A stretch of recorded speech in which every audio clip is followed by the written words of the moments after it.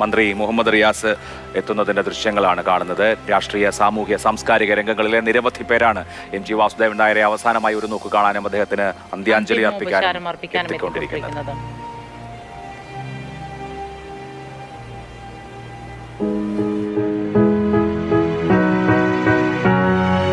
ഭരണത്തിൻ്റെയൊക്കെ ശക്തിയോടെ, പിന്തുണയോടെ ശബ്ദങ്ങളെ ഇല്ലായ്മ ചെയ്യുന്നത് വളരെ മോശമെന്ന് മാത്രമല്ല, നാസി കാലഘട്ടത്തെയാണ് അത് ഓർമ്മിപ്പിക്കുന്നത്.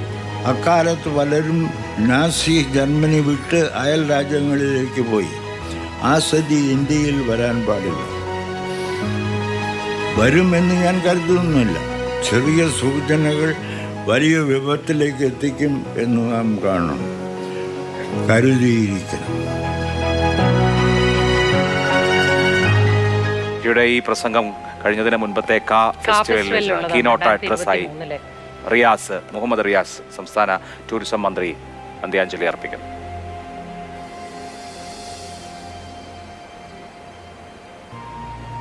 സംസ്ഥാന സർക്കാരിന്റെ ആദരവ് മുഖ്യമന്ത്രി പിണറായി വിജയനും കോഴിക്കോട് എത്തിച്ചേർന്നിട്ടുണ്ട്. ഇപ്പോൾ പൊതുമരാമത്ത് ടൂറിസം വകുപ്പ് മന്ത്രി പി.എ. മുഹമ്മദ് റിയാസ് എം.ടി. വാസുദേവൻ നായർക്ക് അന്തിമോപചാരം അർപ്പിക്കുകയാണ്.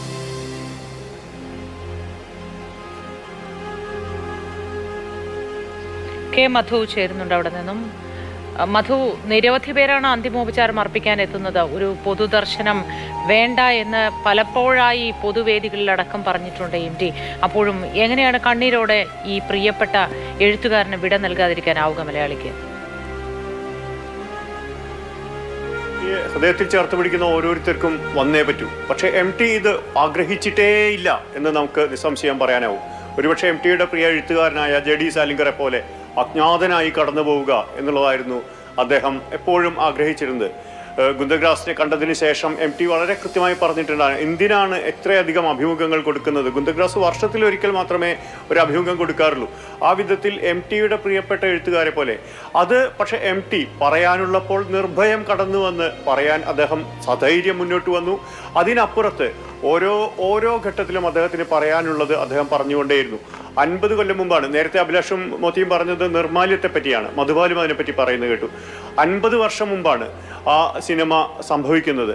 ആ സിനിമ പിന്നീട് ഒരുപാട് പുതിയ കാലങ്ങൾക്കനുസരിച്ച് വിമർശനങ്ങൾക്ക് വിധേയമായൊരു ചിത്രമാണ്. പക്ഷേ അതിനു മുൻപ് പള്ളിവാളും കാൽച്ചിലമ്പും എന്ന കഥയിൽ നിന്നാണ് നിർമാല്യം ഉണ്ടാകുന്നത്. അത് ഒരു കാലഘട്ടത്തിന്റെ ചിത്രമാണ്. ആ മറ്റൊരു കാലത്ത് പിറന്ന ചിത്രമാണ്. ദാരിദ്ര്യം ഒരു മൂർത്തമായ ഭാവമായി സമ്മാനിക്കുന്ന ഓരോ കൃതികൾ അദ്ദേഹത്തിൻ്റെതായി ഉണ്ടായി. അത് എഴുത്തായാലും സിനിമയായാലും അദ്ദേഹത്തിന്റെ സർഗസൃഷ്ടി അങ്ങനെ എമ്പാടും പരന്നു കിടക്കുന്നു എന്ന് വേണം പറയാൻ.